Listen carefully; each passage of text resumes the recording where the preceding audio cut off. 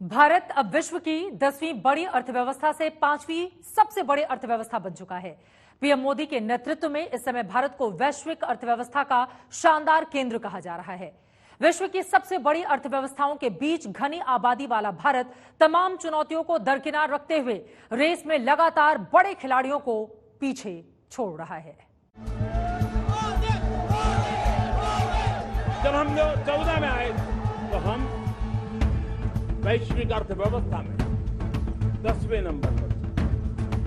आज विश्व की अर्थव्यवस्था में 5वें नंबर पर पहुंच चुके हैं।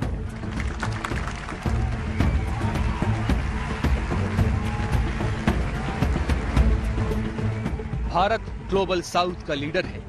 उसके प्रधानमंत्री की बात सुनी जाती है, उस पर अमल किया जाता है। दुनिया ने देखा कैसे विश्व के बड़े लीडरों के बीच पीएम मोदी की पहल पर अफ्रीकी संघ को G20 में शामिल किया गया। सबका साथ की भावना से ही भारत ने प्रस्ताव रखा था कि अफ्रीकन यूनियन को G20 की स्थायी सदस्यता दी जाए। मेरा विश्वास है कि इस प्रस्ताव पर हम सबकी सहमति है। आप सबकी सहमति से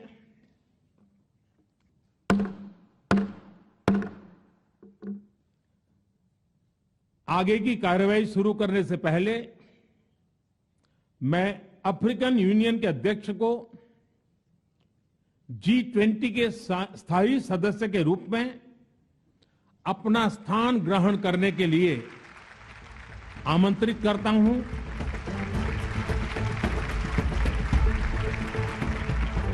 दुनिया ने देखा कैसे भारत के विदेश मंत्री प्रेस वार्ता में यूरोप को दो टूक जवाब देने की हिम्मत रखते हैं, क्योंकि उनको मालूम है कि उनके आत्मविश्वास के पीछे एक वर्ल्ड लीडर खड़ा है।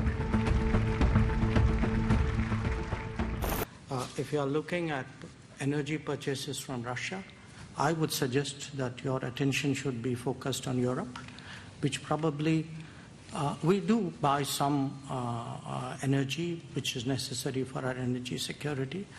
But I suspect, looking at the figures, probably our total purchases for the month would be less than what Europe does in an afternoon.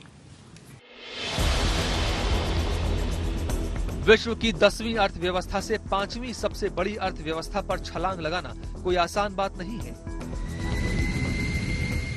तीसरे टर्म में भारत दुनिया की तीसरी टॉप अर्थव्यवस्था बनेगा।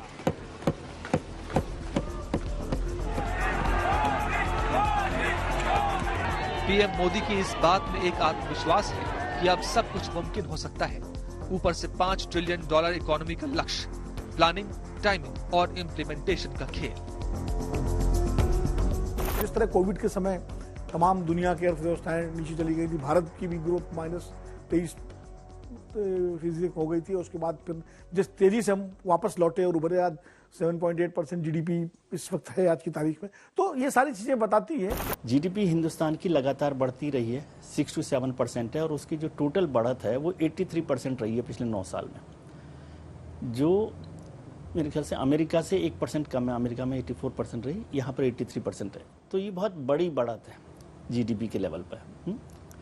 जीडीपी का मतलब होता है कि प्रोडक्शन और सर्विसेज वैल्यू क्या है, हमारी वैल्यू क्या है, तो उस पर हम लोग बड़े हैं। वर्ल्ड बैंक क्या कहा है, वो कह रहे हैं कि अगले 5 साल में 2027-28 में, 29 में नहीं, अगला कार्यकाल यदि प्रधानमंत्री लौटते हैं तो 2029 तक होगा ना। आईएमएफ का आंकड़ा कह रहा है कि 2027-28 में भारत तीसरी अर्थव्यवस्था हो जाएगा। इस सरकार से मैं इसलिए उम्मीद करता हूँ कि नरेंद्र मोदी या भारतीय जनता पार्टी दीनदयाल उपाध्याय का जो अंत्योदय का नारा है, थॉट है, उस पर चलती है। लेकिन इसके पीछे सिर्फ एक प्लानिंग ही नहीं, बल्कि एक विजन भी है। भारत की जनसंख्या 140 करोड़ जरूर है, लेकिन एक बात जो इसमें भी अच्छी है वो ये है कि भारत में पूरे विश्व में सबसे कम उम्र की आबादी है जो काम करने वाली है। 28.4 साल की औसत उम्र के साथ भारत के पास सबसे युवा काम करने वाली आबादी है, जिसको वर्किंग एज पॉपुलेशन कहते हैं। इस काम करने वाली आबादी को दूसरे देशों से तुलना करें तो जानकारों के अनुसार भारत चीन, जापान, ब्राजील और अमेरिका के मुकाबले बेहतर पोजीशन में है। इन देशों की काम करने वाली आबादी कम हो रही है, जबकि भारत का ये अनुपात 2045 तक बढ़ेगा। प्रधानमंत्री ने 2022 के स्वतंत्रता दिवस के भाषण में 5 संकल्पों का खुलासा किया था और 2047 तक भारत को एक विकसित देश बनाना उनमें से एक था। जब हम लोग 14 में आए थे तो हम वैश्विक अर्थव्यवस्था में 10वें नंबर पर थे और आज 140 करोड़ देशवासियों का पुरुषार्थ रंग लाया है कि हम विश्व की अर्थव्यवस्था में 5वें नंबर पर पहुंच चुके हैं। जानकार मानते हैं कि पीएम मोदी के कुछ खास निर्णय देश की अर्थव्यवस्था के लिए बूस्टर साबित हुए हैं।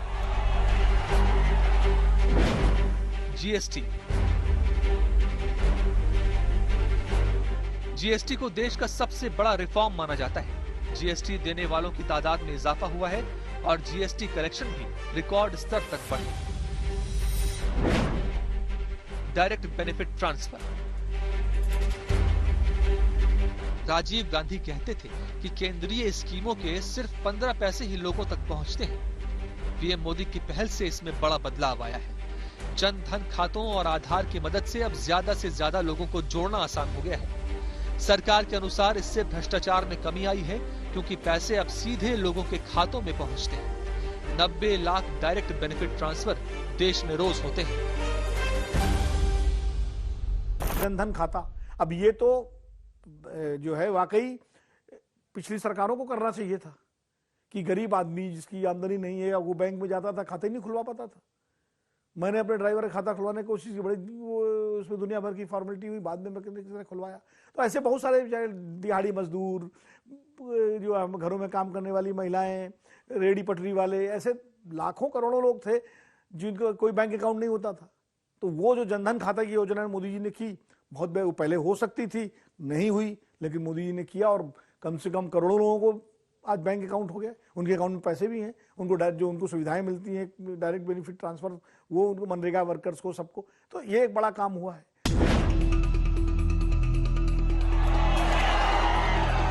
दो 2014 में जब पीएम मोदी ने मेक इन इंडिया प्रोग्राम की शुरुआत की थी तो सवाल उठाए गए थे कि ट्रेंड लेबर कहां से आएगा, पैसा कहां से आएगा और भारत कभी भी मैन्युफैक्चरिंग हब नहीं बन पाएगा। लेकिन अब जब एप्पल जैसी कंपनी खुद भारत में अपना यूनिट लगाने को तैयार है तो ये पीएम मोदी की कामयाबी है। आज प्रधानमंत्री मोदी की तारीफ खुद एलन मस्क जैसे लोग करते हैं तो ये इनकी वैश्विक पहचान का एक सबूत है। I can say he really wants to do the right thing for India. He wants to be open. He wants to be supportive of new companies, and obviously, but at the same time, make sure it accrues to India's advantage. I am a fan of Modi's. इसके अलावा PM Modi के rail, road, बंदरगाह और bridge network ने देश के अंदर व्यापार के क्षेत्र में बड़ा क्रांतिकारी बदलाव किया है, जिससे अब एक जगह से दूसरी जगह सामान आसानी से और जल्दी पहुंच जाता है। अपने फैसलों और कामों के चलते पीएम मोदी की लोकप्रियता लगातार बढ़ी है। इंडिया टुडे सी वोटर ने एक सर्वे किया जिसमें पूछा कि देश का सबसे अच्छा प्रधानमंत्री अब तक कौन रहा, तो 43% लोगों ने नरेंद्र मोदी का नाम लिया, 15% इंदिरा गांधी, 12% मनमोहन सिंह, 11% अटल बिहारी वाजपेयी और 6% लोगों ने जवाहरलाल नेहरू को सबसे अच्छा प्रधानमंत्री माना। अर्थव्यवस्था की बात करें तो फिलहाल भारत कई कृषि उत्पादों के उत्पादन में दुनिया में नंबर 1 पर है। 2021 में भारत चावल का नंबर 1 निर्यातक देश बना। भारत का चावल निर्यात दूसरे और तीसरे नंबर पर रहने वाले देशों के कुल निर्यात से भी ज्यादा है। भारत ट्रैक्टर का सबसे बड़ा उत्पादक और निर्यातक है। टॉप 10 स्मार्टफोन, कार निर्यातक देशों में भारत का नंबर भी आता है। आईटी और शिपिंग के क्षेत्र में भारत वर्ल्ड लीडर है। आईटी के क्षेत्र में तो भारत को back office of the world भी कहा जाता है। पीएम मोदी का विजन, उनकी सरकार की नीतियां इस दिशा में भारत को आगे ले जाने में काम आ रही हैं।